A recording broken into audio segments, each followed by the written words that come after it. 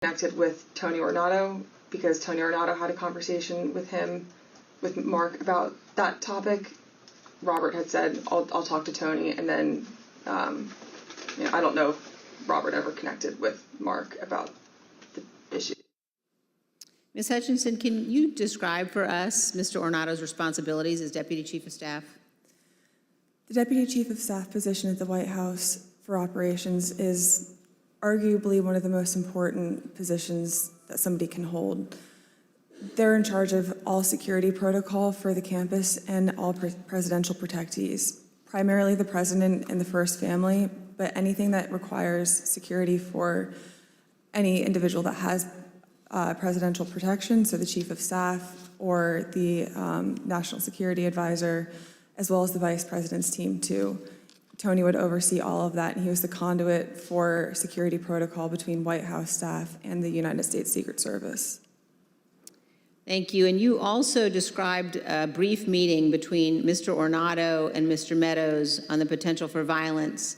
The meeting was on January 4th. They were talking about the potential for violence on January 6th. Let's listen to a clip of that testimony. I remember Mr. Ornato had talked to him about intelligence reports. I just remember Mr. Ornato coming in and saying that we had intel reports saying that there could potentially be violence on the 6th. You also told us about reports of violence and weapons that the Secret Service were receiving on the night of January 5th and throughout the day on January 6th. Is that correct? That's correct.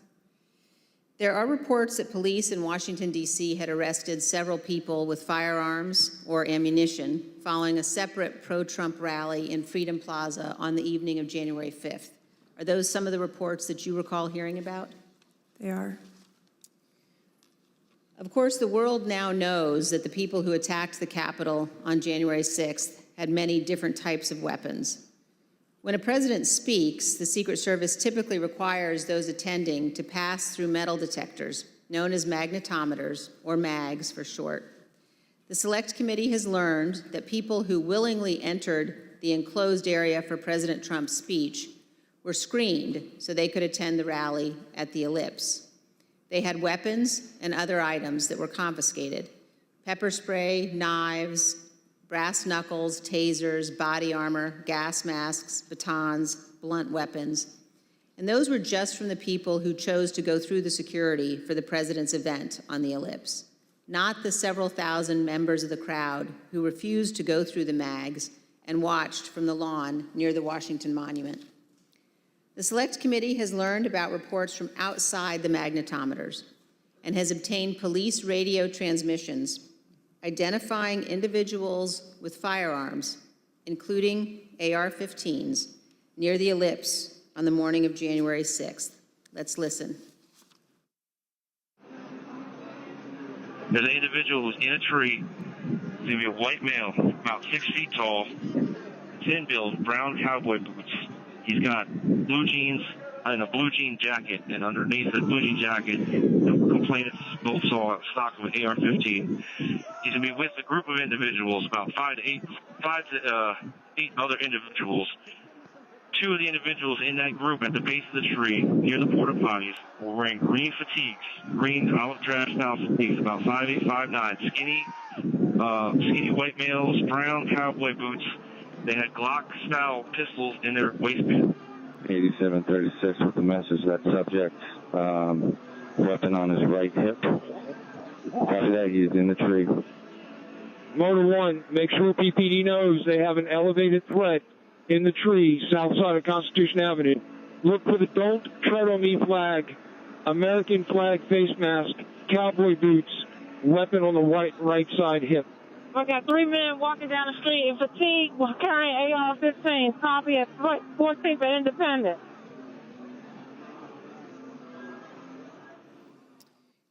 AR-15s at 14th and Independence. As you saw in those emails, the first report that we showed, we now know was sent in the 8 o'clock hour on January 6th. This talked about people in the crowd wearing ballistic helmets and body armor, carrying radio equipment, and military-grade backpacks. The second report we showed you on the screen was sent by the Secret Service in the 11 a.m. hour, and it addressed reports of a man with a rifle near the Ellipse. Ms. Hutchinson, in prior testimony, you described for us a meeting in the White House around 10 a.m. in the morning of January 6th involving Chief of Staff Meadows and Tony Ornato.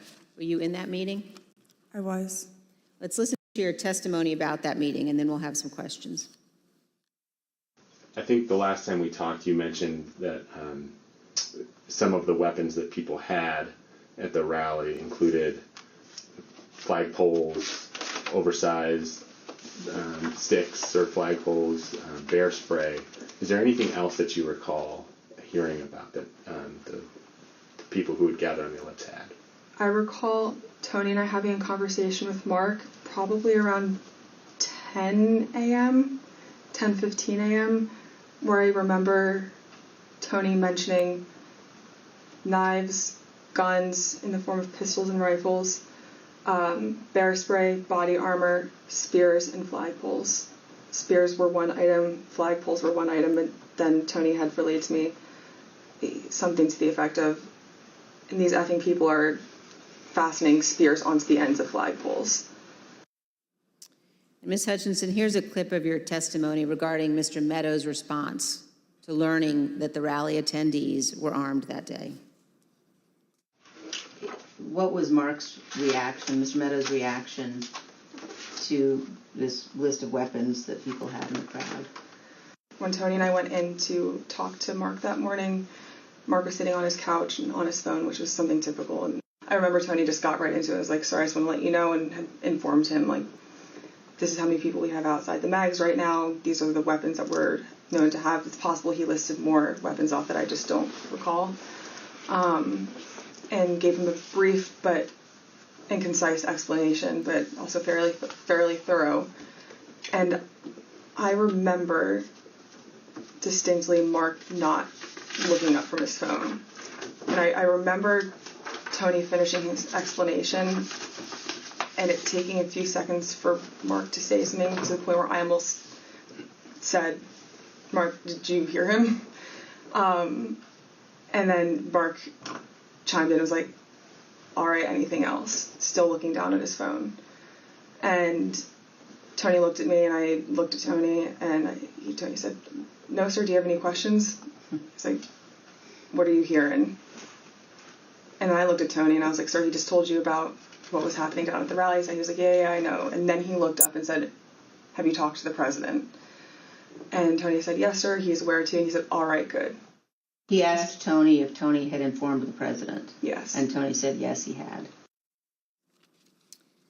So, Ms. Hutchinson, is it your understanding that Mr. Ornato told the president about weapons at the rally on the morning of January 6th?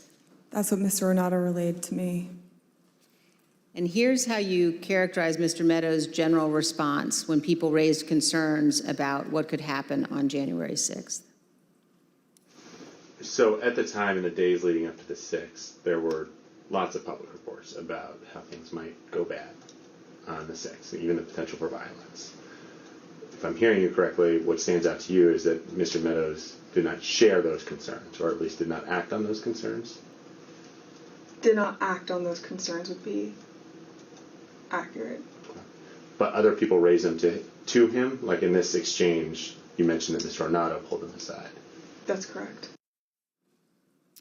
Ms. Hutchinson, we're going to show now an exchange of texts between you and Deputy Chief of Staff Ornato. And these text messages were exchanged while you were at the ellipse. In one text, you write, but the crowd looks good from this vantage point as long as we get the shot. He was effing furious. And the text messages also stress that President Trump kept mentioning the OTR, an off-the-record movement. We're going to come back and ask you about that in a minute. But could you tell us, first of all, who it is in the text who was furious? The he in that text that I was referring to was the president. And why was he furious, Ms. Hutchinson? He was furious because he wanted the arena that we had on the ellipse to be maxed out at capacity for all attendees. The advance team had relayed to him that the mags were free-flowing. Everybody who wanted to come in had already come in, but he still was angry about the extra space and wanted more people to come in. And did you go to the rally in the presidential motorcade? I was there, yes, in the motorcade. And were you backstage with the president and other members of his staff and family? I was. And you told us, Ms. Hutchinson, about particular comments that you heard while you were in the tent area. When we were in the offstage announce area tent behind the stage, he was very concerned about the shot, meaning the photograph that we would get, because the rally space wasn't full. One of the reasons, which I've previously stated, was because he wanted it to be full and for people to not feel excluded because they'd come far to watch him at the rally. And he felt the mags were at fault for not letting everybody in. But another leading reason, and likely the primary reason, is because he wanted it full and he was angry that we weren't letting people through the mags with weapons, what the Secret Service deems as weapons and our weapons.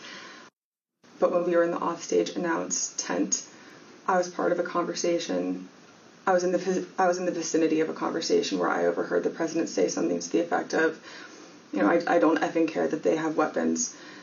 They're not here to hurt me. Take the effing mags away. Let my people in. They can march to the Capitol from here. Let the people in. Take the effing mags away. Just to be clear, Ms. Hutchinson, is it your understanding that the president wanted to take the mags away and said that the armed individuals were not there to hurt him? That's a fair assessment.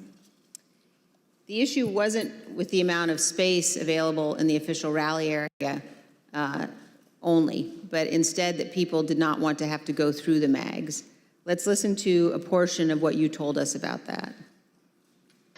In this particular instance, it wasn't the capacity of our space, it was the mags and the people that didn't want to come through, and that's what Tony had been trying to relay to him that morning. It's not the issues that we encountered on the campaign. We have enough space, sir.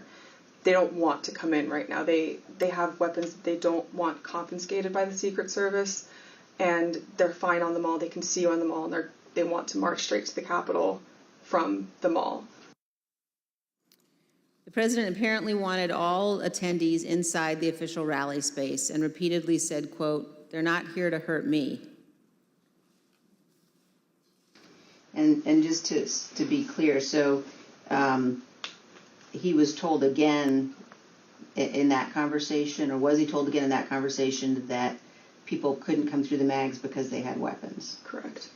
And that people, and his response was to say they can march to the Capitol from the ellipse. Something to the effect of, take the effing mags away. They're not here to hurt me. Let them in. Let my people in.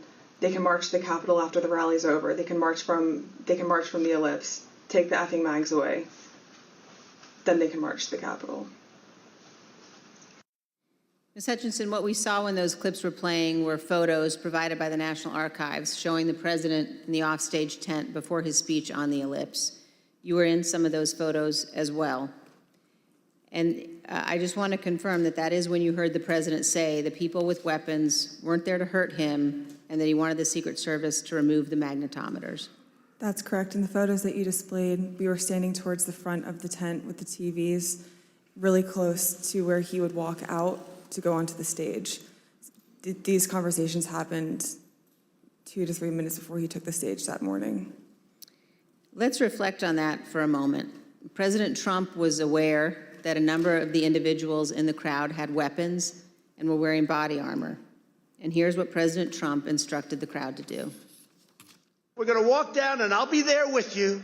We're going to walk down. We're going to walk down anyone you want, but I think right here we're going to walk down to the Capitol. And the crowd, as we know, did proceed to the Capitol. It soon became apparent to the Secret Service, including the Secret Service teams in the crowd, along with White House staff, that security at the Capitol would not be sufficient. I'd had 2 or 3 phone conversations with Mr. Renato when we were at the ellipse, and then I had 4 men on Mr. Meadows' detail with me in between those individuals and then a few other the bodies on the ground, just the Secret Service doing advance, they were getting notifications through their radios. And Mr. Ornato in one phone conversation had called me and said, make sure the chief knows that they're getting closer to the Capitol. It's they're having trouble stacking bodies. And Ms. Hutchinson, when you said they were having trouble stacking bodies, did you mean that law enforcement at the Capitol needed more people to defend the Capitol from the rioters? It was becoming clear to us and to the Secret Service that Capitol Police officers were getting overrun at the security barricades outside of the Capitol building, and they were short people to defend the building against the rioters. And you mentioned that Mr. Ornato was conveying this to you because he wanted you to tell Mr. Meadows. So did you tell Mr. Meadows that people were getting closer to the Capitol and that Capitol Police was having difficulty? After I had the conversation with Mr. Meadows, after I had the conversation with Mr. Ornato, I went to have the discussion with Mr. Meadows. He was in a secure vehicle at the time making a call. So when I had gone over to the car, I went to open the door to let him know, and he had immediately shut it. I don't know who he was speaking with. It wasn't something that he regularly did, especially when I would go over to give him information. So I was a bit taken aback, but I didn't think much of it, and thinking that I would be able to have the conversation with him a few moments later. And were you able to have that conversation a few moments later? Probably about 20 to 25 minutes later. There was another period in between where he shut the door again, and then when he finally got out of the vehicle, we had the conversation. But at that point, there was a backlog of information that he should have been made aware of. And so you opened the door to the control car, and Mr. Meadows pulled it shut? That's correct. And he did that 2 times? That's correct. And when you finally were able to give Mr. Meadows the information about the violence at the Capitol, what was his reaction?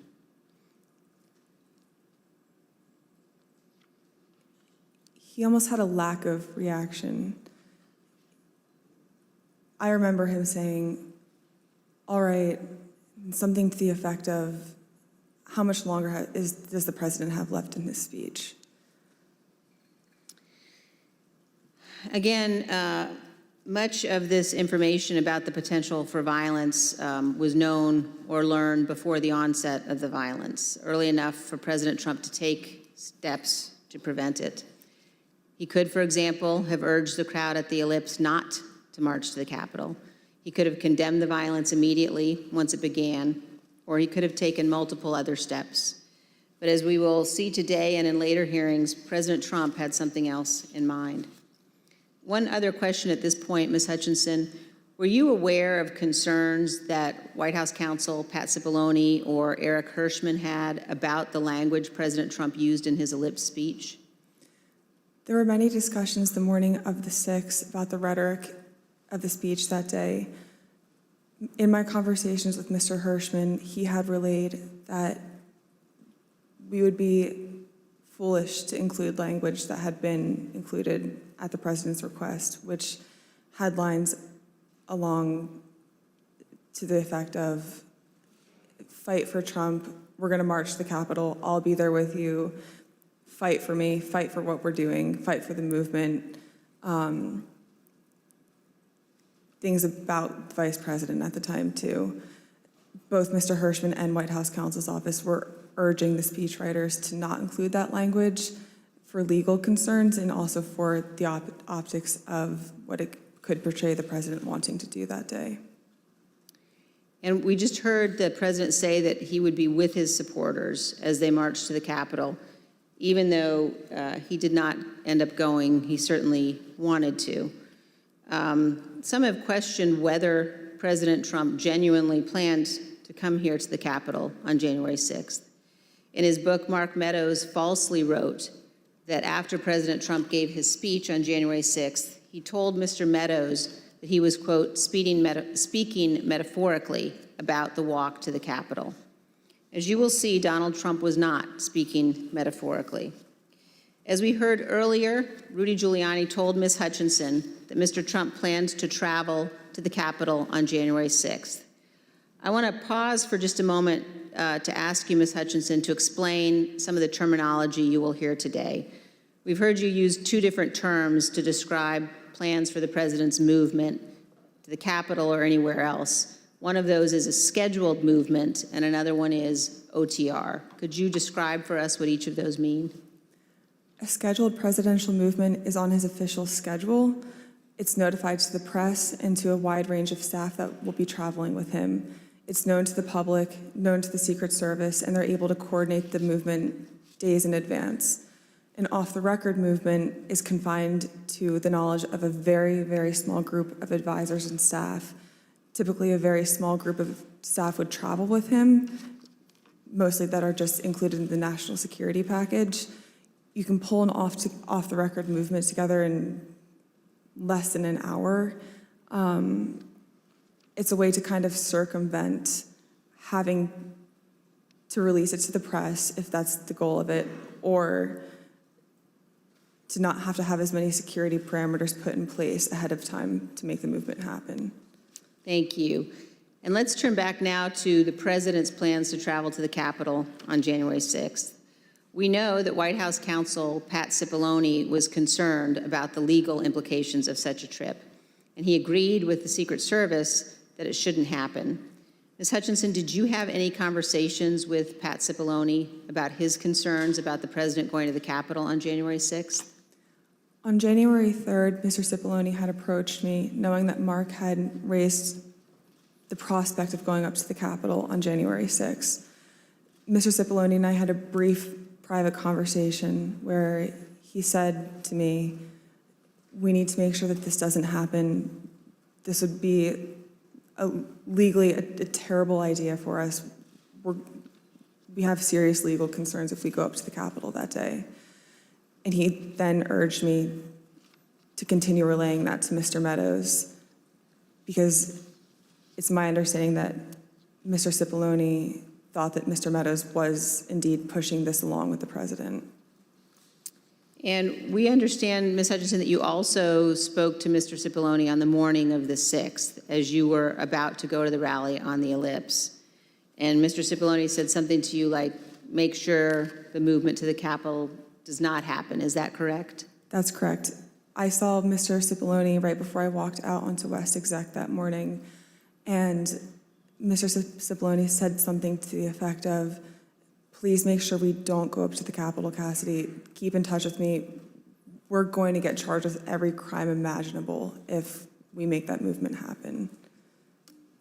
And do you remember which crimes Mr. Cipollone was concerned with? In the days leading up to the 6th, we had conversations about potentially obstructing justice or defrauding the electoral count. Let's hear about some of those concerns that you mentioned earlier in one of your interviews with us. Having a private conversation with Pat late in the afternoon of the 3rd or the 4th, that Pat was concerned it would look like we were obstructing justice or obstructing the electoral college count. And I apologize for probably not being very firm with my legal terms here, but that it would look like we were obstructing what was happening on Capitol Hill. And he was also worried that it would look like we were inciting a riot or encouraging a riot to erupt on the Capitol, at the Capitol.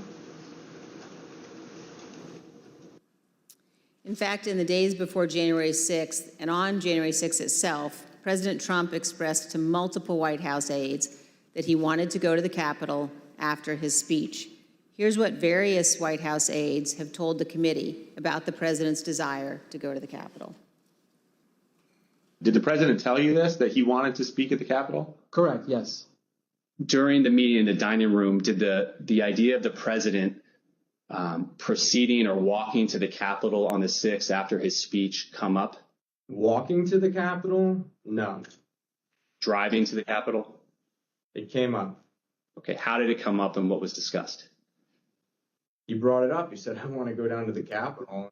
What about him marching to the Capitol on the 6th? Yes. Tell us about that.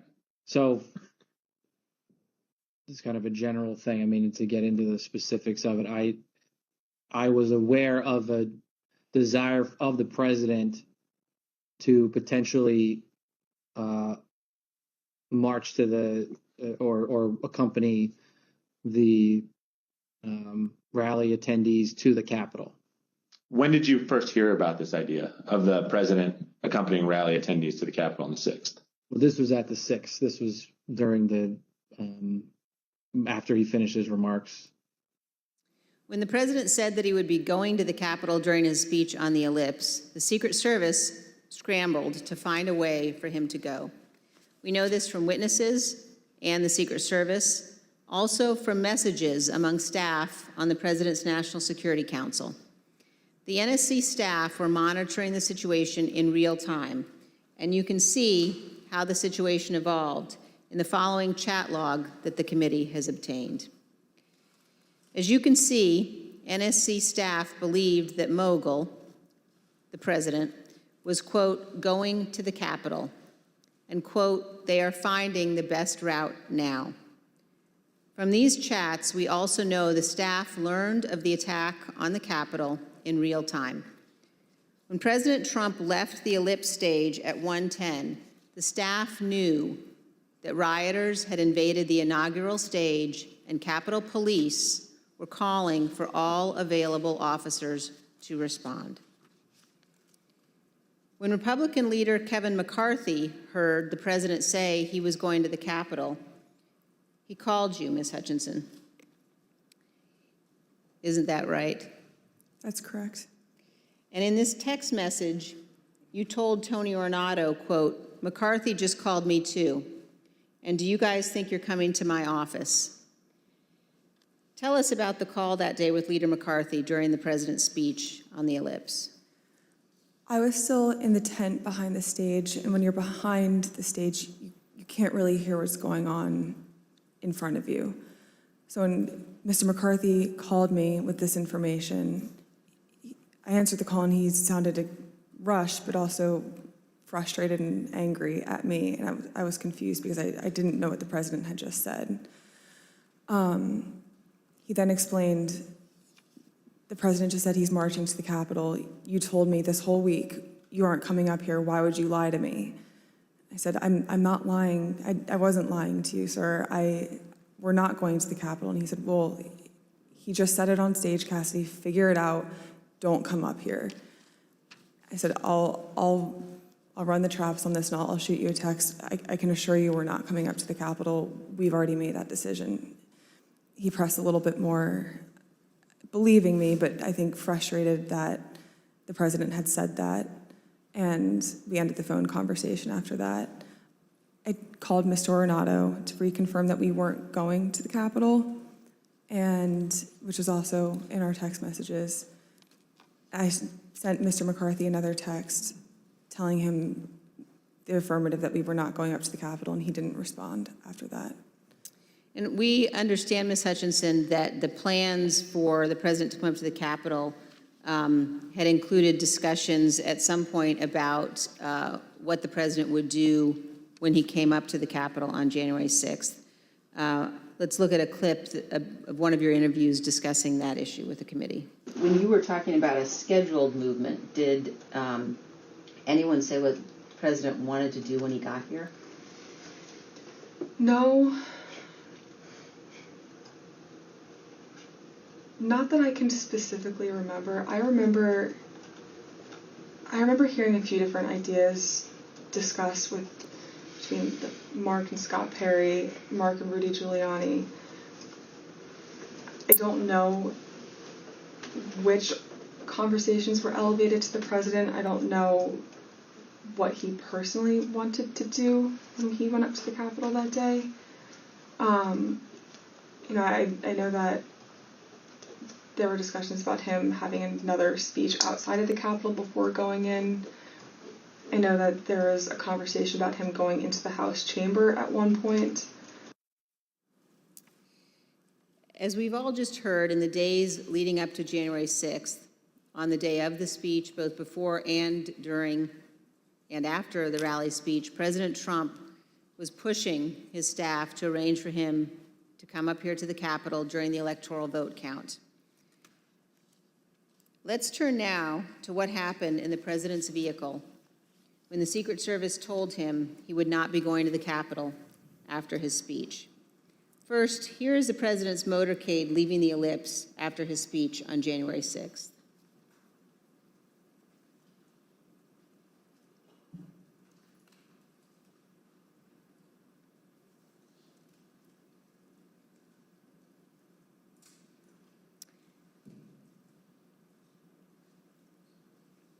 Ms. Hutchinson, when you returned to the White House in the motorcade after the president's speech, where did you go?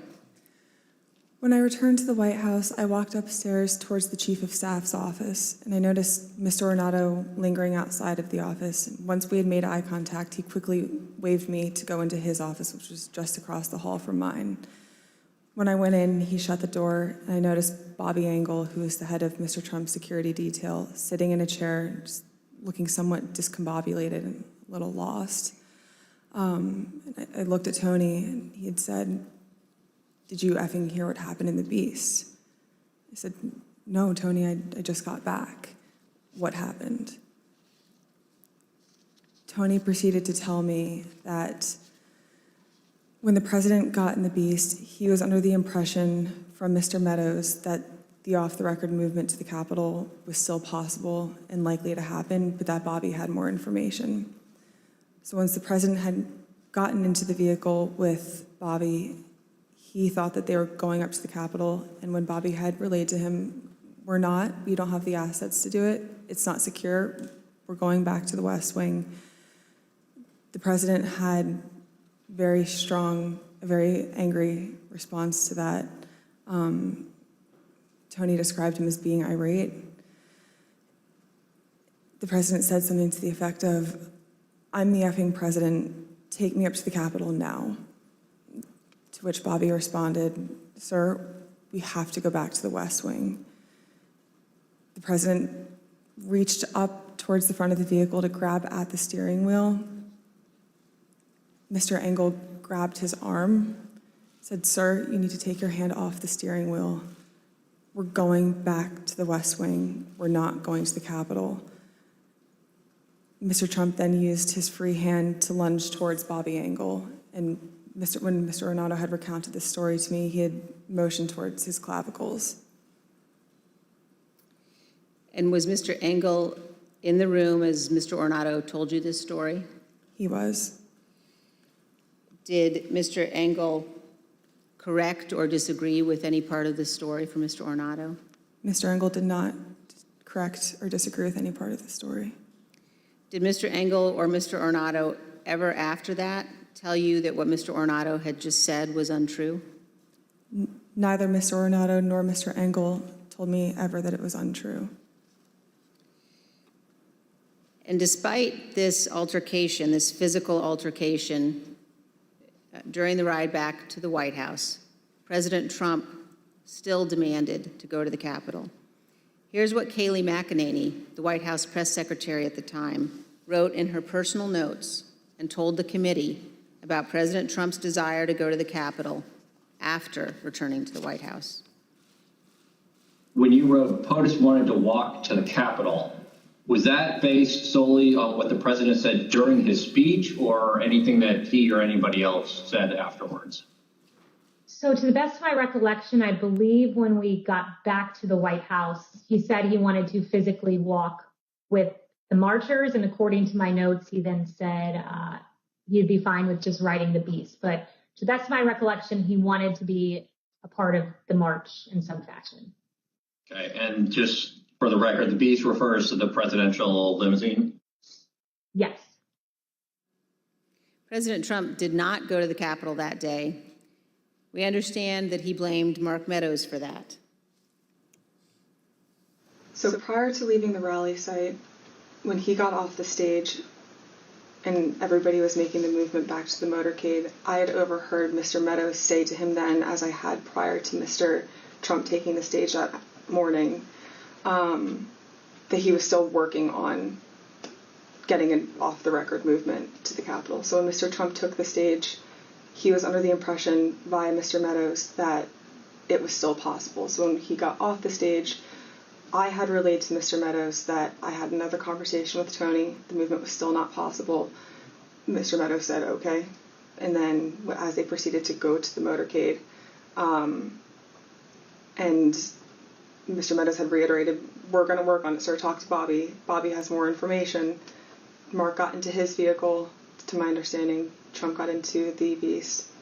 And after we had all arrived back at the White House, later in the day, it had been relayed to me via Mark that the president wasn't happy that Bobby didn't pull it off for him and that Mark didn't work hard enough to get the movement on the books.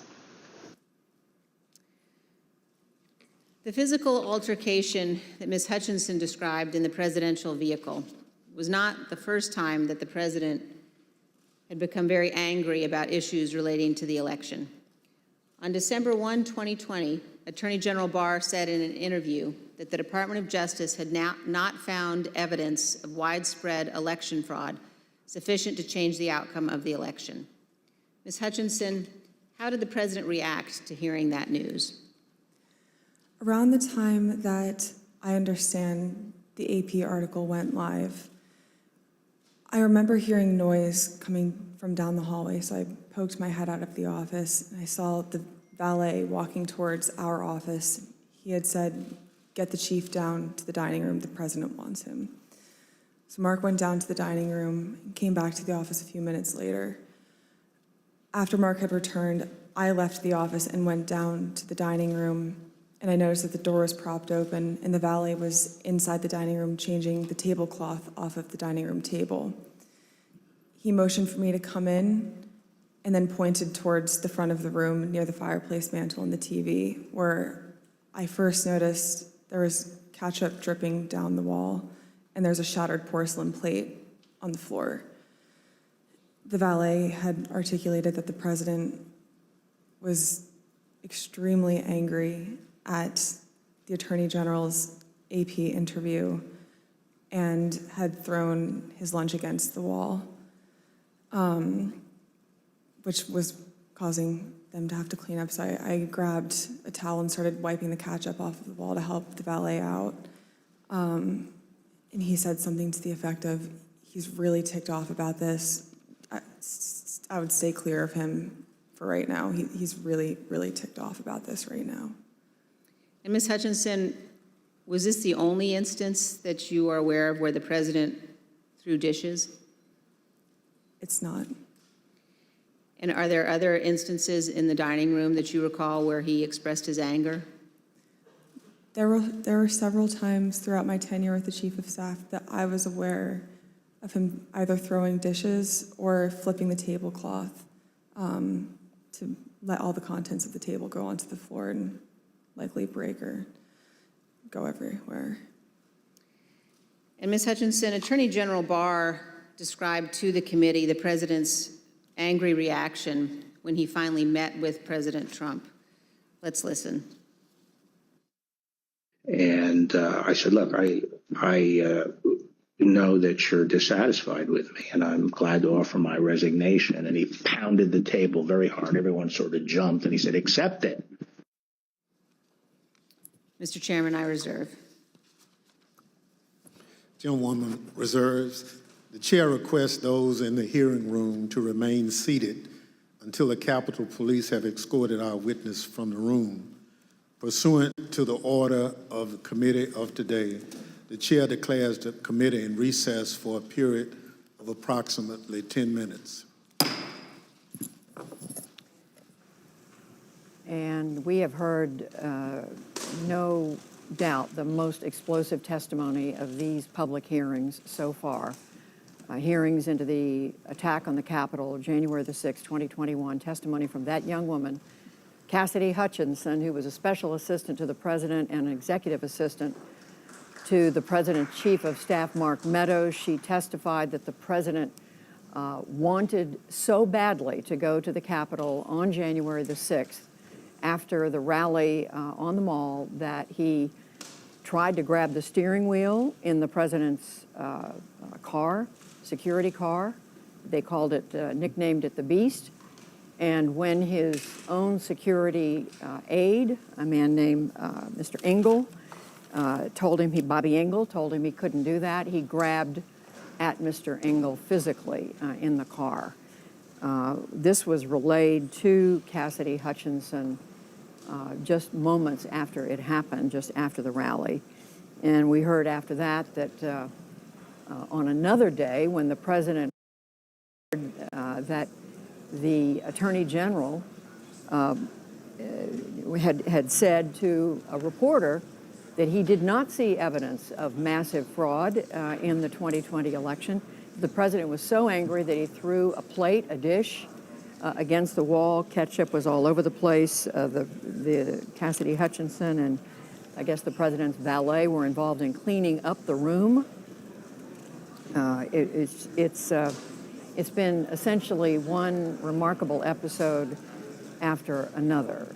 The language the president used, the actions of the language the former president used, former President Trump, the actions that he took before the rally, during and after, and then no question her testimony that when she told the president's chief of staff that people were identified with weapons, with flagpoles that had spears on the end, guns, and so forth, he showed no reaction, and the rest is history. Those people left the rally and they headed for the Capitol. I want to bring in now analysts who are joining us, listening closely to these hearings. Victoria Nurse, she's a Georgetown University law professor, former chief counsel to then Vice President Joe Biden, and Jamil Jaffer, he's a law professor at George Mason University and former counsel to then President George W. Bush. Jamil Jaffer, I'm going to come to you. Just what are you thinking as you listen to Ms. Hutchinson? Well, Judy, I mean, it's obviously astounding testimony. I recall, President Reagan, who wouldn't take his jacket off in the Oval Office for fear of disrespecting the office. And here you have a president who, is throwing dishes, throwing tablecloths over because he's angry about what his own attorney general has said, and about not being able to go to the Capitol when his Secret Service tells him it's not safe for him to go, trying to grab at his Secret Service lead's throat. I mean, it makes prior stories about things you heard about in the White House, whether it was the Nixon White House or other White Houses, pale in comparison when you hear the behavior of the former president with respect to his own staff, his own Senate-confirmed appointees, his own administration, the people responsible for his own security and the security of the people around him. That is certainly some of the most arresting testimony we've been hearing. Victoria Nurse, the other piece of what we've been hearing is how the president and the people around him knew days in advance that the January 6th rally was going to turn into a violent attack on the Capitol. We heard that in comments from the president's personal attorney, Rudy Giuliani, to Ms. Hutchinson. Yes, I think for most of the hearings, until these shocking and dispiriting, revelations about throwing dishes and fights in the presidential limousine, was about knowledge. What did the president know and when did he know it? And it's pretty clear from the beginning of the hearing that Cassidy Hutchinson's boss knew that there was going to be violence on January 6th. And that her conversation with Rudy Giuliani also suggests that it was going to be wild. It was going to be very, very bad, she said at one point. Mr. Meadows said that to her. And also that they knew it was illegal because Mr. Cipollone, the White House counsel, had indicated that they were going to be charged with all sorts of crimes. That was what she testified to right on the day of January 6th when he tried to prevent the president from using incendiary rhetoric.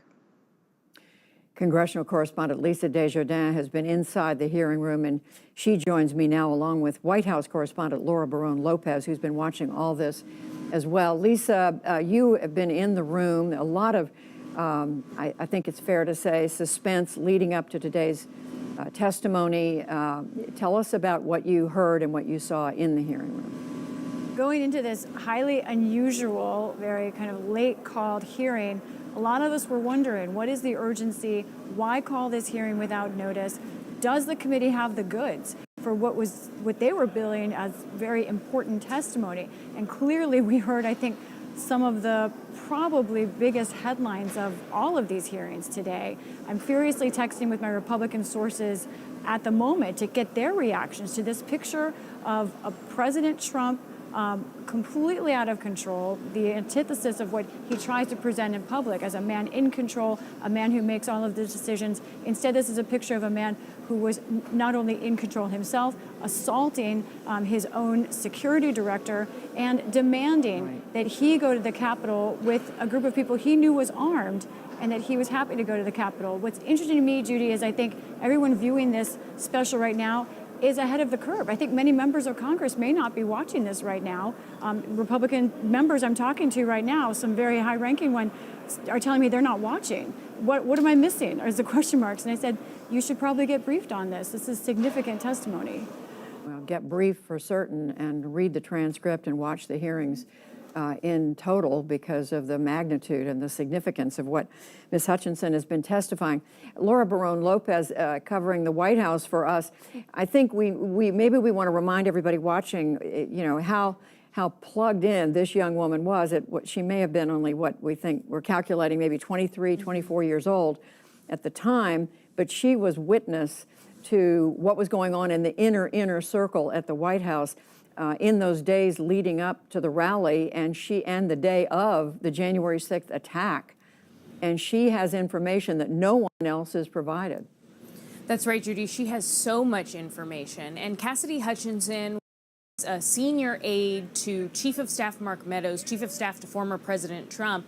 And Congresswoman Liz Cheney made very clear at the beginning of this hearing the resume that Hutchinson has, which is that even before she joined the Trump White House, she interned for Congressman Steve Scalise of Louisiana. She interned for Senator Ted Cruz of Texas, and she is a Republican through and through. She went on to work at the White House. She was in a lot of these meetings. She was daily, she testified to the committee today that daily, almost all day long, she was in communication with Mark Meadows.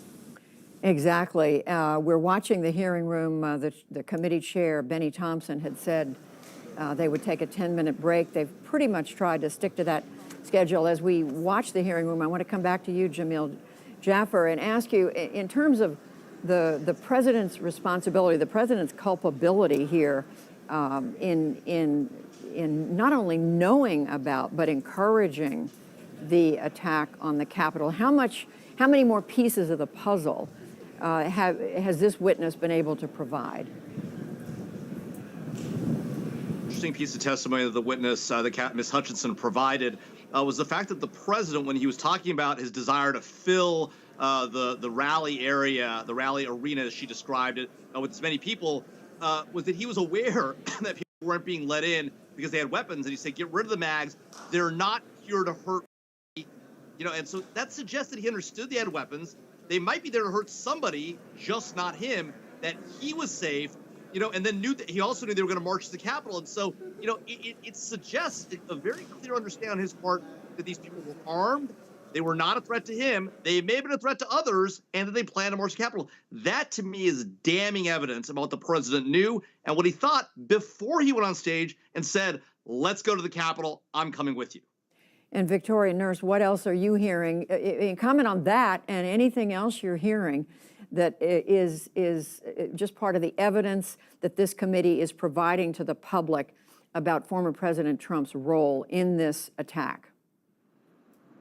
It's very clear that he knew that the crowd was violent. And so because they weren't coming in with the mags, he said, let the mags, let them come in. And he said, get rid of these obstructions. And so he knew that the crowd was violent. What I would like to know, though, is was this planned and how was this planned, and was it always going to be violent? So the National Security Director, we heard some testimony today, was worried about this in December. So if you're a lawyer, you're looking at this and saying, well, was this, how much was this about a prior conspiracy planning as opposed to something spontaneous that might have happened on January 4th or 5th or 6th or surprised them? It sounds as if there's a fair amount of evidence still out there that we have not heard that individuals knew of this violence and the potential for violence long before January, the beginning of January even. So that's what I'm looking for as we move forward. And we did hear, Victoria Nurse, some of that when Ms. Hutchinson testified about what Rudy Giuliani said to her. He had been at a meeting in the White House. She walked with him out to his car, and he said to her, you're going to want to be there, words to that effect, on January 6th. It's going to be I wrote down, he said, we are going to the Capitol. It's going to be a great day. And she queried him on what that meant, and she went on to say, because she had been hearing in the days leading up to that, that there were things being planned that worried her and that might turn out to be dangerous. I mean, Jamil Jaffer, I mean, she expressed her, that she was having concerns at that point too. Well, Judy, I think it's clear that a lot of people in the White House complex, the lawyers, the Secret Service, the president's close personal aides, were very concerned about the potential violence, that was communicated amongst the members of the staff and the team, that there was concerns about violence. That is, though, it's worth noting, a pace apart from conspiracy to actually engage in violence, right?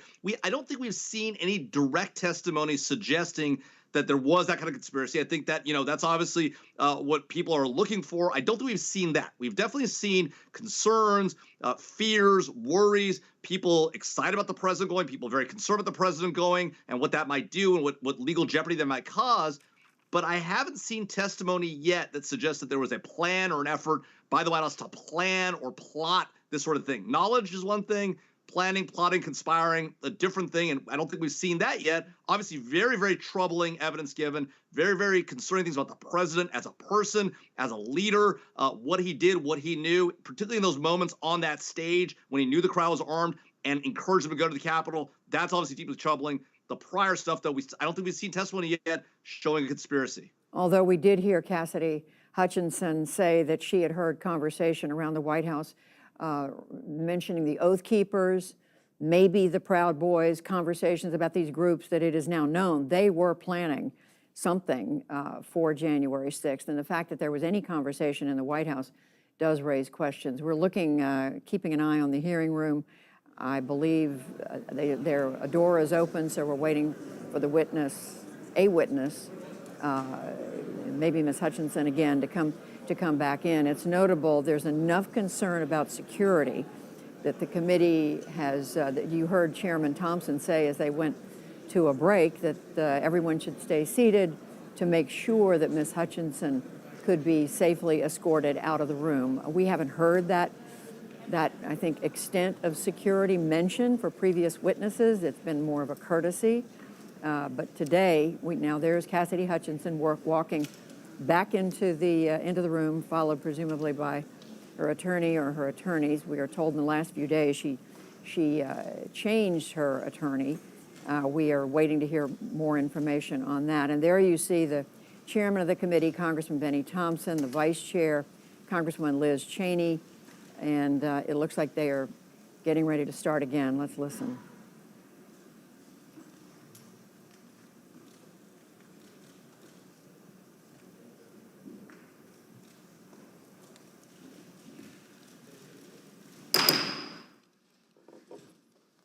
Committee will be in order. Chair recognizes the gentlewoman from Wyoming, Vice Chair Cheney. Thank you, Mr. Chairman. Before we turn to what Ms. Hutchinson saw and heard in the White House during the violent attack on the Capitol on January 6th, let's discuss certain communications White House Chief of Staff Mark Meadows had on January 5th. President Trump's associate, Roger Stone, attended rallies during the afternoon and the evening of January 5th in Washington, D.C. On January 5th and 6th, Mr. Stone was photographed with multiple members of the Oath Keepers, who were allegedly serving as his security detail. As we now know, multiple members of that organization have been charged with or pled guilty to crimes associated with January 6th. Mr. Stone has invoked his Fifth Amendment privilege against self-incrimination before this committee. General Michael Flynn has also taken the Fifth before this committee. Mr. Stone previously had been convicted of other federal crimes unrelated to January 6th. General Flynn had pleaded guilty to a felony charge also predating and unrelated to January 6th. President Trump pardoned General Flynn just weeks after the presidential election. And in July of 2020, he commuted the sentence Roger Stone was to serve. The night before January 6th, President Trump instructed his Chief of Staff, Mark Meadows, to contact both Roger Stone and Michael Flynn regarding what would play out the next day. Ms. Hutchinson, is it your understanding that President Trump asked Mark Meadows to speak with Roger Stone and General Flynn on January 5th? That's correct. That is my understanding. And Ms. Hutchinson, is it your understanding that Mr. Meadows called Mr. Stone on the 5th?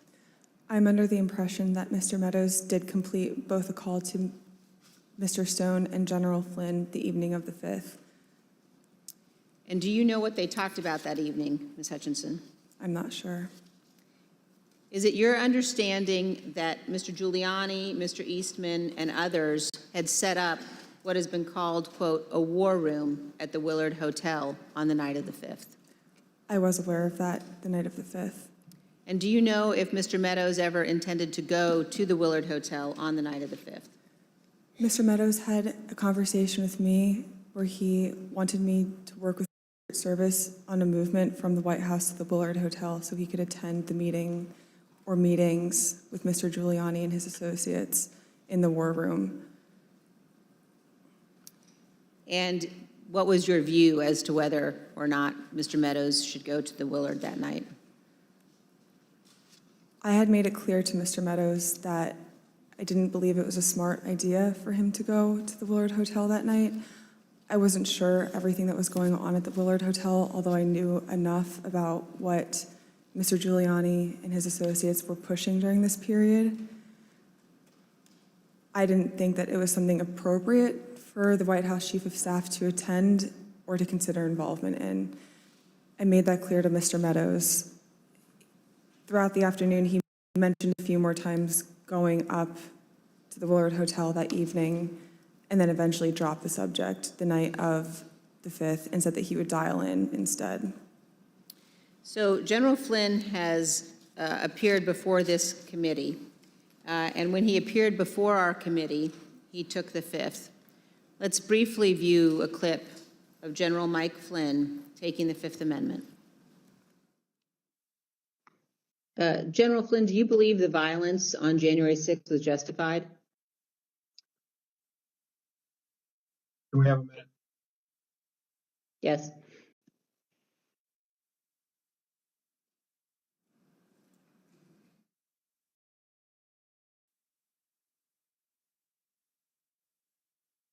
All right, we're back.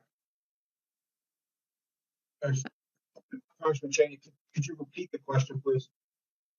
Yes. General Flynn, do you believe the violence on January 6th was justified? Can I get a clarification? Is that a moral question or are you asking a legal question? I'm asking both.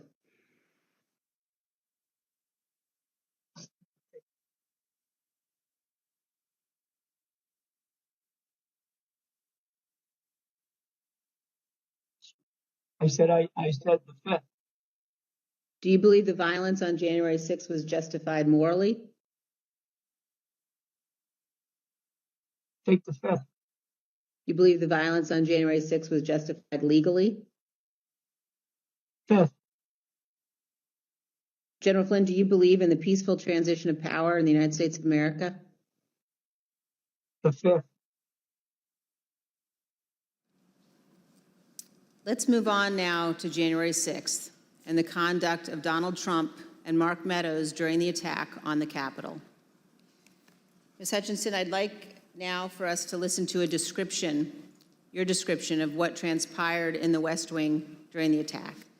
For context, in this clip, you describe the time frame starting at about 2 p.m. So I remember Mark being alone in his office for quite some time, and I know we've spoken about Ben Williamson going in at one point, and I don't personally remember Ben going in. I don't doubt that he had gone in. But I remember him being alone in his office for most of the afternoon, around 2 o'clock to 2:05. Around 2 o'clock to 2:05, you know, we were watching the TV and I could see that the rioters were getting closer and closer to the Capitol. Mark still hadn't popped out of his office or said anything about it. So that's when I went into his office. I saw that he was sitting on his couch, on his cell phone. Same as the morning where he was just kind of scrolling and typing. I said, "Hey, are you watching the TV, Chief?" Because his TV was small and you can see it, but I didn't know if he was really paying attention. I said, "You watching the TV, Chief?" And he was like, "Yeah." So, the rioters are getting really close. Have you talked to the president? He said, "No, he wants to be alone right now." Still looking at his phone. So I start to get frustrated because, you know, I sort of felt like I was watching this is not a great comparison, but a bad car accident that was about to happen where you can't stop it, but you want to be able to do something. And I remember thinking in that moment, Mark needs to snap out of this, and I don't know how to snap him out of this, but he needs to care. And I just remember I blurted out, I said, "Mark, do you know where Jim's at right now?" And he looked up at me at that point and said, "Jim?" And I said, "Mark, he was on the floor a little while ago giving a floor speech. Did you listen?" He said, "Yeah, it was real good. Did you like it?" And I said, "Yeah. Do you know where he's at right now?" He said, "Well, no, I haven't heard from him." And I said, "You might want to check in with him, Mark." And I remember pointing at the TV and I said, "The rioters are getting close. They might get in." And he looked at me and said something to the effect of, "All right, I'll give him a call." Not long after the rioters broke into the Capitol, you described what happened with White House counsel Pat Cipollone. No more than a minute and a half later, I see Pat Cipollone barreling down the hallway towards our office and rushed right in, looked at me, said, "Is Mark in his office?" And I said, "Yes." He just looked at me and started shaking his head and went over, opened Mark's office door, stood there with the door propped open, and said something to Mark is still sitting on his phone. I remember glancing and he's still sitting on his phone. And I remember Pat saying to him something to the effect of, "Got into the Capitol, Mark. We need to go down and see the president now." And Mark looked up at him and said, "He doesn't want to do anything, Pat." And Pat said something to the effect of, and very clearly had said this to Mark, something to the effect of, "Mark, something needs to be done or people are going to die and the blood's going to be on your effing hands. This is getting out of control. I'm going down there." And at that point, Mark stood up from his couch, both of his phones in his hand. He had his glasses on still. He walked out with Pat. He put both of his phones on my desk and said, "Let me know if Jim calls." And they walked out and went down to the dining room. A few minutes later, Representative Jordan called back.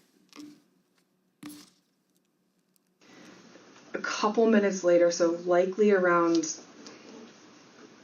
between 2:15 and 2:25. I know the tweet went out at 2:24. I don't remember if I was there when the tweet went out or if it happened right afterwards, but Jim had called. I answered the phone, said 1 second. He knew it was, I guess he knew it was me. I introduced myself, but I don't remember if he called my cell phone or if he had called one of Mark's. But I answered the phone and said, 1 sec, Mark's on the hall, I'm going to go hand the phone to him. He said, "Okay."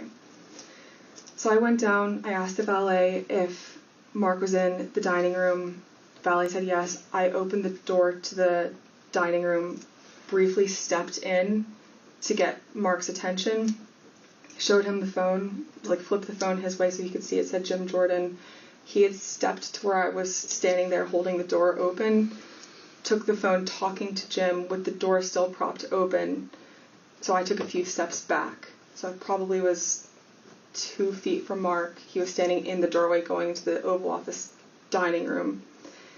They had a brief conversation, and in the crossfires, I heard briefly what they were talking about, but in the background I had heard conversations in the Oval dining room at that point, talking about the hang Mike Pence chants.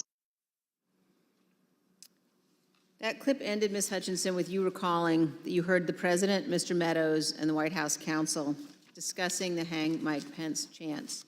And then you described for us what happened next.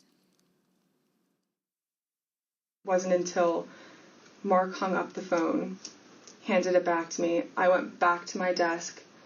A couple minutes later, him and Pat came back, possibly Eric Hirschman too. I'm pretty sure Eric Hirschman was there. But I'm confident it was Pat that was there. I remember Pat saying something to the effect of, Mark, we need to do something more. They're literally calling for the vice president to be effing hung. And Mark had responded something to the effect of, you heard him, Pat. He thinks Mike deserves it. He doesn't think they're doing anything wrong.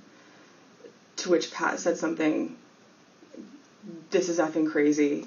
We need to be doing something more. Briefly stepped into Mark's office. And when Mark had said something, said something to the effect of, he doesn't think they're doing anything wrong, knowing what I had heard briefly in the dining room, coupled with Pat discussing the hang Mike Pence chants in the lobby of our office, and then Mark's response, I understood there to be the rioters in the Capitol that were chanting for the vice president to be hung. Let me pause here on this point. As rioters chanted hang Mike Pence, the President of the United States, Donald Trump, said that, quote, Mike deserves it, and that those rioters were not doing anything wrong. This is a sentiment that he has expressed at other times as well. In an interview with ABC News correspondent Jonathan Karl, President Trump was asked about the supporters chanting hang Mike Pence last year. Instead of condemning them, the former president defended them. Because it's common sense, John. It's common sense that you're supposed to protect. How can you, if you know a vote is fraudulent, right? Yeah. How can you pass on a fraudulent vote to Congress? President Trump's view that the rioters were not doing anything wrong and that, quote, Mike deserved it, helps us to understand why the president did not ask the rioters to leave the Capitol for multiple hours. In fact, he put this tweet out at 2:24 p.m. Ms. Hutchinson, do you recall seeing this tweet in which the president said the vice president did not have the courage to do what needed to be done? I do. And Ms. Hutchinson, what was your reaction when you saw this tweet? As a staffer that worked to always represent the administration to the best of my ability and to showcase the good things that he had done for the country, I remember feeling frustrated, disappointed, and really, it felt personal. I was really sad. As an American, I was disgusted. It was unpatriotic. It was un-American. We were watching the Capitol building get defaced over a lie. And it was something that was really hard in that moment to digest, knowing what I had been hearing down the hall in the conversations that were happening, seeing that tweet come up and knowing what was happening on the Hill. And it's something that I still struggled to work through the emotions of that. Ms. Hutchinson, we have also spoken to multiple other White House staff about their reaction to Donald Trump's 2:24 tweet, condemning Mike Pence for not having the courage to refuse to count electoral votes, an act that would have been illegal. Matthew Pottinger, a former Marine intelligence officer who served in the White House for 4 years, including as Deputy National Security Advisor, was in the vicinity of the Oval Office at various points throughout the day. When he saw that tweet, he immediately decided to resign his position. Let's watch him describe his reaction to the president's tweet. One of my staff brought me a printout of a tweet by the president. And the tweet said something to the effect that Mike Pence, the vice president, didn't have the courage to do what should have been done. I read that tweet and made a decision at that moment to resign. That's where I knew that I was leaving that day once I read that tweet. Ultimately, members of the White House staff, Sarah Matthews, cabinet members Secretary Chao and Secretary DeVos resigned as well. Here is Secretary DeVos's resignation letter. As you can see, in resigning on January 6th, Secretary DeVos said to the president, quote, "There's no mistaking the impact your rhetoric had on the situation, and it is the inflection point for me." Let's also look at Secretary Chao's resignation statement. When Secretary Chao resigned, she spoke of the January 6th attack, and she said, quote, "As I am sure is the case with many of you, this has deeply troubled me in a way I simply cannot set aside." Ms. Hutchinson, in our prior interviews, we've asked you about what the president's advisors were urging him to do during the attack. You've described roughly 3 different camps of thought inside the White House that day. Can you tell us about those? There was a group of individuals that were strongly urging him to take immediate and swift action. I would classify the White House counsel's office, Mr. Hirschman, Ms. Ivanka Trump, in that category of really working to get him to take action and pleading with him to take action. There was a more neutral group where advisors were trying to toe the line, knowing that Mr. Trump didn't necessarily want to take immediate action and condemn the riots, but knowing something needed to be done. And then there was the last group, which was deflect and blame. Let's blame Antifa. These aren't our people. It's my understanding that Mr. Meadows was in the deflect and blame category, but he did end up taking a more neutral route, knowing that there were several advisors in the president's circle urging him to take more action, which I think was reflected in the rhetoric released later that day in the videos. You told us that the White House counsel's office was in the camp encouraging the president to tell the rioters to stop the attack and to leave the Capitol. Let's listen. White House counsel's office wanted there to be a strong statement out to condemn the rioters. I'm confident in that.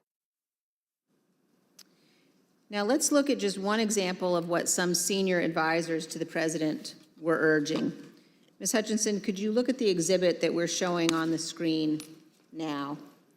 Have you seen this note before? That's a note that I wrote at the direction of the Chief of Staff on January 6th, likely around 3 o'clock. And it's written on a Chief of Staff note card, but that's your handwriting, Ms. Hutchinson? That's my handwriting. And why did you write this note? The Chief of Staff was in a meeting with Eric Hirschman and potentially Mr. Philbin, and they had rushed out of the office fairly quickly.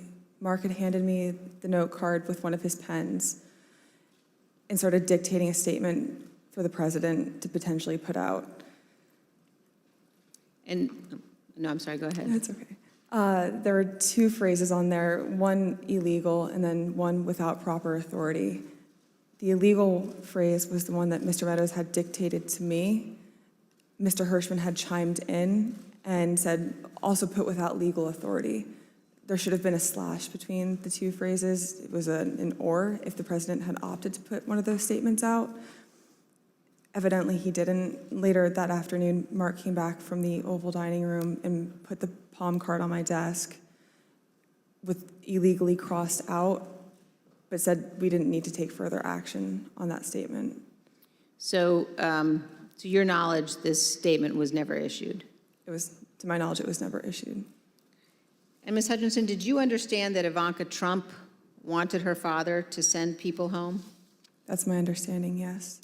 Let's play a clip of you addressing that issue.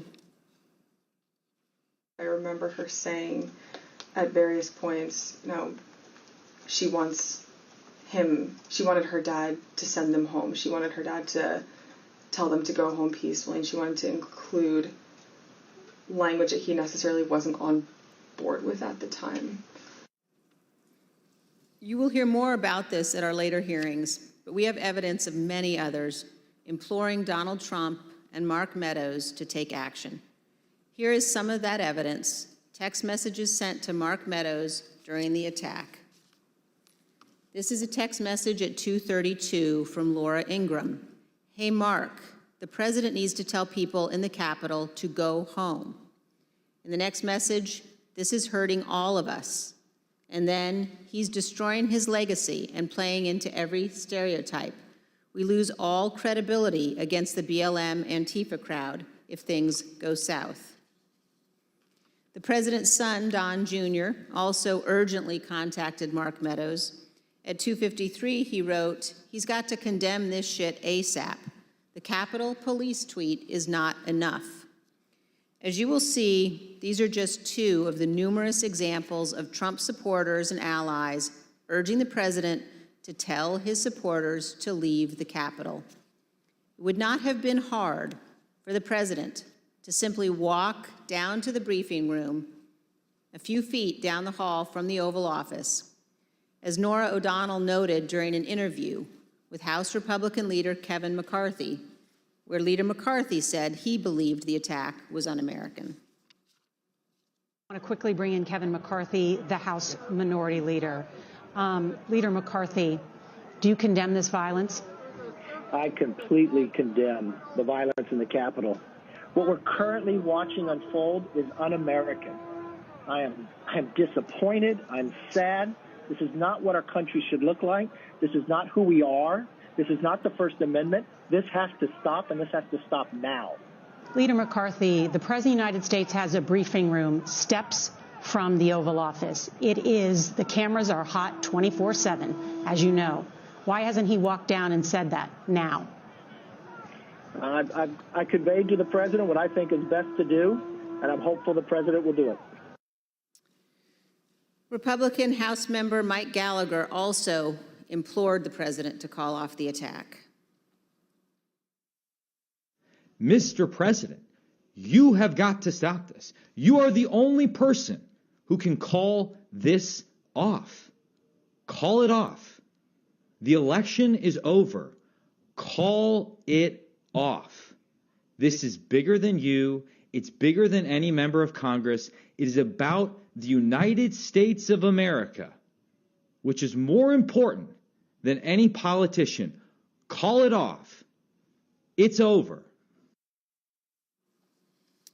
Despite the fact that many people close to Donald Trump were urging him to send people home, he did not do so until later, much later. At 4:17 p.m., Donald Trump finally told the rioters to go home and that he loved them. Here's a portion of the video President Trump recorded from the White House. We have to have peace. So go home. We love you. You're very special. You've seen what happens. You see the way others are treated that are so bad and so evil. I know how you feel. But go home and go home in peace. But as we will show in even greater detail in future hearings, Donald Trump was reluctant to put this message out, and he still could not bring himself to condemn the attack. Ms. Hutchinson has told us that too. The one that he put out at 4:17. I'm sure you've discussed it, and just to elaborate if I hadn't already at that point, I recall him being reluctant to film the video on the 6th. I was not involved in any of the logistics or the planning for that video. I just remember seeing the video go out and feeling a little shocked after it went out. On the evening of January 6th and the day after, The president's family and his senior staff and others tried to encourage the president to condemn the violence and commit to the peaceful transition of power. At 3:31 p.m. on January 6th, Sean Hannity of Fox News texted Mark Meadows. Mr. Hannity said, quote, "Can he make a statement? I saw the tweet. Ask people to leave the Capitol." Later that evening, Mr. Hannity sent another text message to Mark Meadows. This time, he shared a link to a tweet. That tweet reported that President Trump's cabinet secretaries were considering invoking the 25th Amendment to remove President Trump from office. As you can see on the screen, the 25th Amendment to the Constitution creates a process for the transition of power if a president is unfit or unable to serve. The 25th Amendment has never been used to remove a president.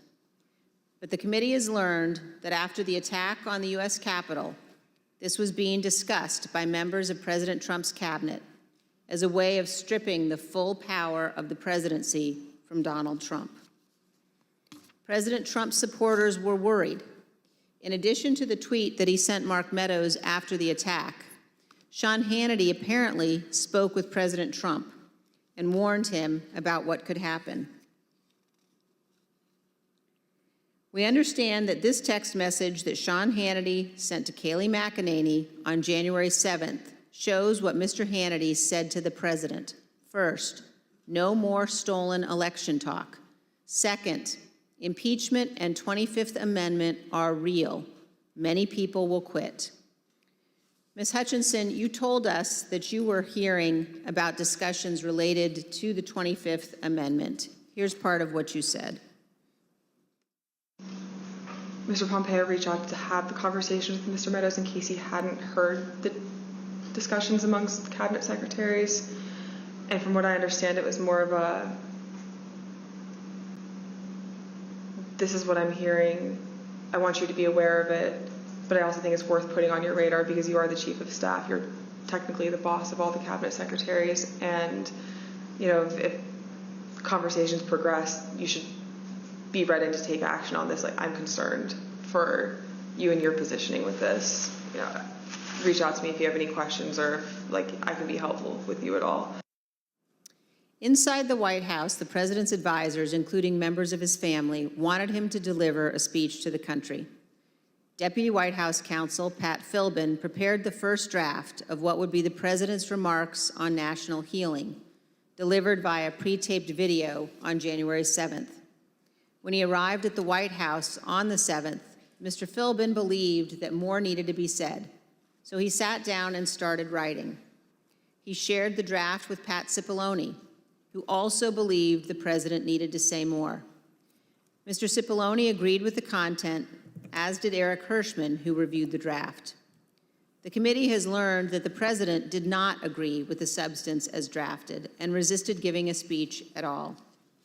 Ms. Hutchinson, do you recall discussions about the president's speech on January 7th? I do. Let's listen, Ms. Hutchinson, to what you told us about that and about the process of crafting those remarks. I learned from a conversation with Mark and overhearing between him and White House counsel and Eric Hirschman as well that Trump didn't necessarily think he needed to do anything more on the 7th than what he had already done on the 6th. When he was convinced to put out a video on the 7th, I understand that he had a lot of opinions about what the context of that announcement were to entail. I had original drafts of the speech where, you know, there were several lines that didn't make it in there about prosecuting the rioters or calling them violent.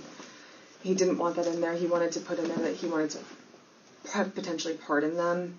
And this is just with the increased emphasis of his mindset at the time, which was he didn't think that they did anything wrong. The people who did something wrong that day, or the person who did something wrong that day, was Mike Pence by not standing with him. But the president's advisors urged him to give the speech.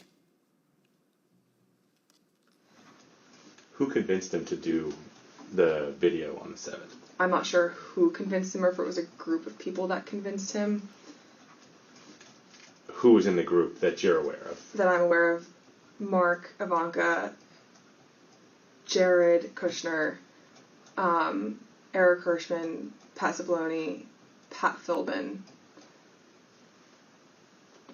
Those are the people that I'm aware of.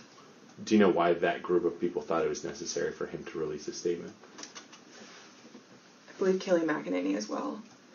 From what I understood at the time, and from what the reports were coming in, there's a large concern of the 25th Amendment potentially being invoked, and there were concerns about what would happen in the Senate if the 25th was invoked.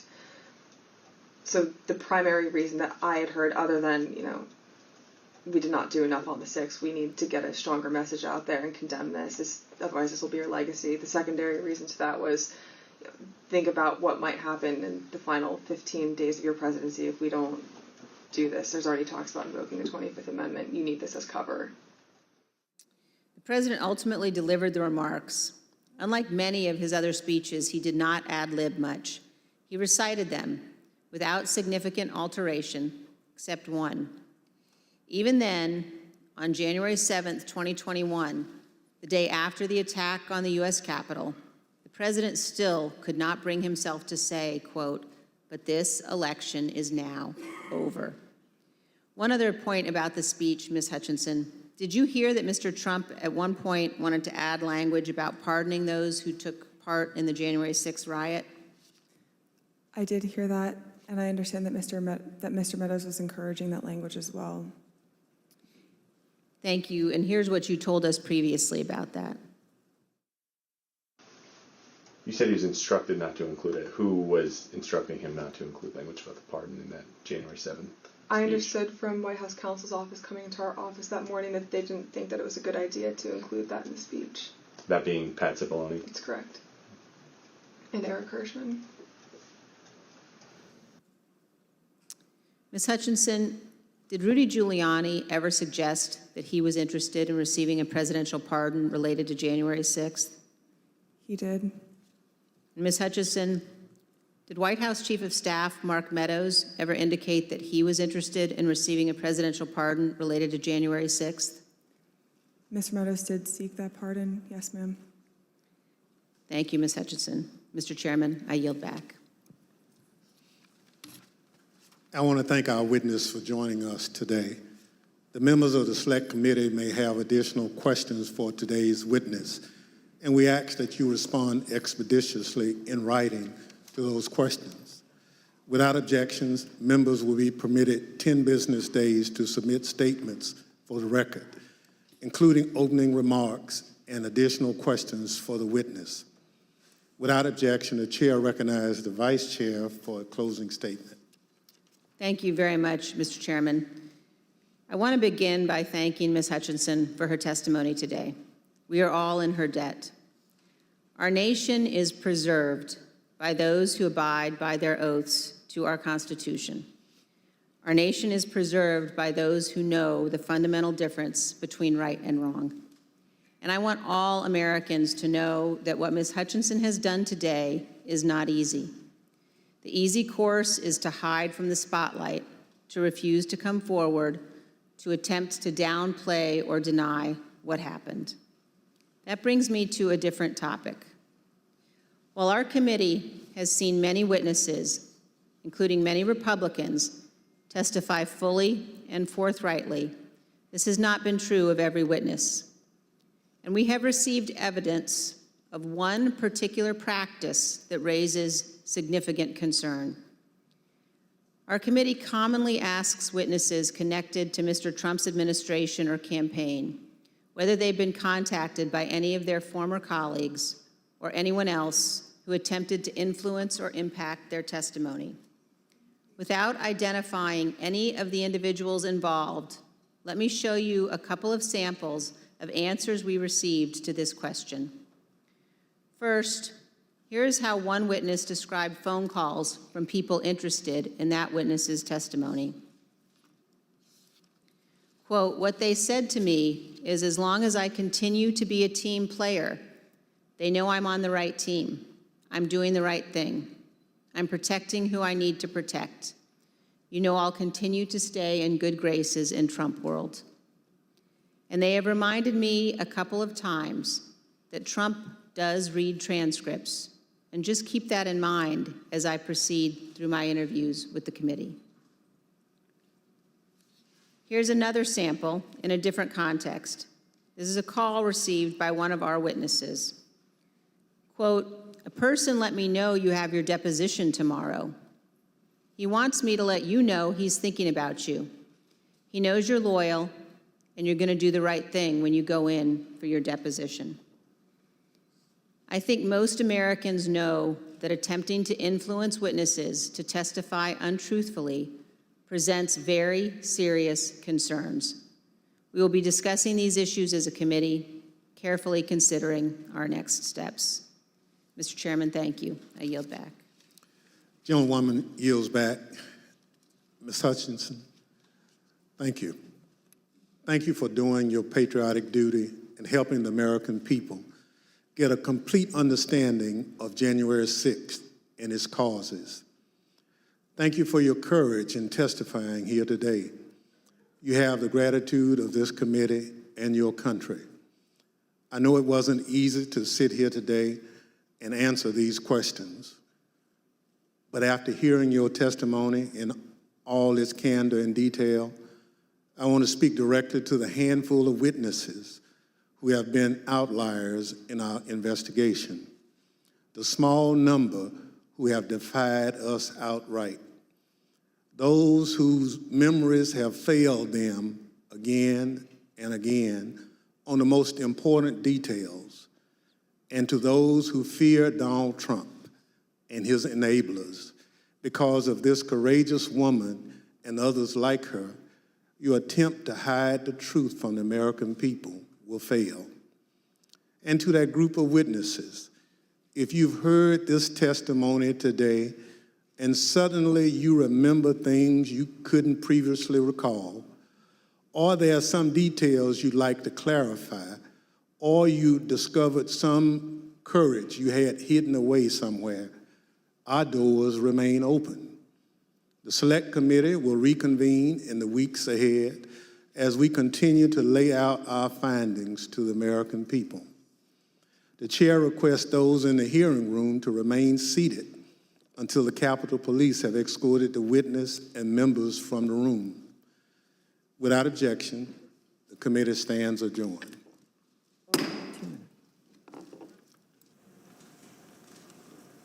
Chairman Benny Thompson gavels this hearing to a close. Without doubt, the most explosive testimony we've heard so far in these public hearings, most damning testimony about President Trump, and in the last few minutes, damning testimony about his former chief of staff, Mark Meadows. We heard Cassidy Hutchinson, the young woman you see there on camera, who was the chief of staff's executive assistant, testify that Mark Meadows himself was asking the president about a pardon. She also testified that Rudy Giuliani, the president's attorney, was asking about a pardon. But that was just one part of what we heard in these the last 2 hours of testimony. Victoria Nurse, who has joined us for analysis, I think we cannot ignore the comment that we just heard from Cassidy Hutchinson about when the president was told about the threats to then Vice President Pence. The president said, or the president was described as saying, he doesn't think that they've done anything wrong. Well, that was the theme of this testimony, about how over hours, while members were going into the Oval Office, meeting him in his dining room, he kept saying, I don't want to issue a statement. I don't think the writers have done anything wrong. Even after the Mike Pence chants, the president, as she testified, Mr. Meadows said, the president does not want to do anything. Even after Pat Cipollone, launches into his office and says, people are going to die. We have to do something. Jamil Jaffer, a law professor at George Mason University. This is testimony, and then in the final moments, hearing the chair, Benny Thompson, say to other witnesses who may be thinking about coming forward that the committee is still open. You know, Judy, some really troubling testimony in this last round with Cassidy Hutchinson. I mean, the fact that the White House counsel, the chief of staff, his other lawyers are in there telling him, Mr. President, we need to do more. And after they walk out, because the president's not ready to do more, and the chief of staff says to the White House counsel, the president thinks Mike Pence deserves it.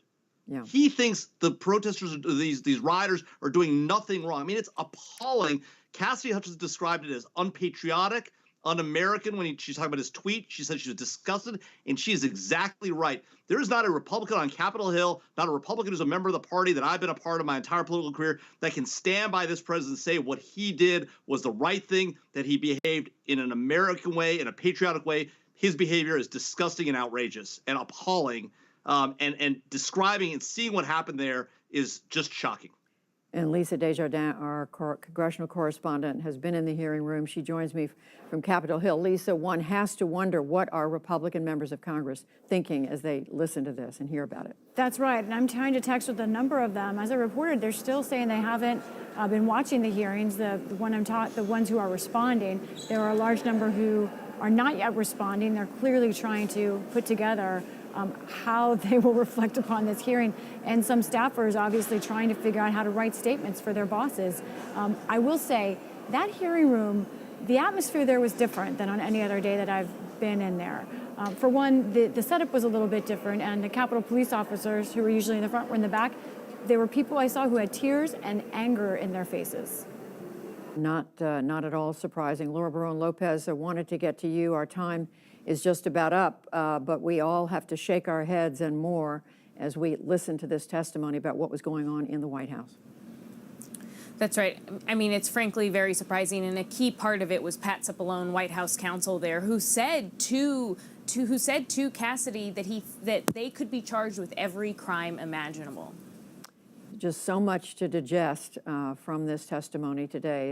It's going to take a lot of reporting and analyzing in the days to come. Thank you all for that. Does conclude our live coverage of this 6th day of public hearings, explosive public hearings today on the January 6th attack.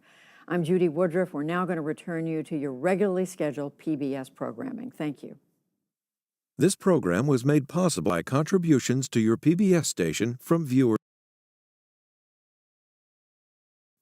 Thank you.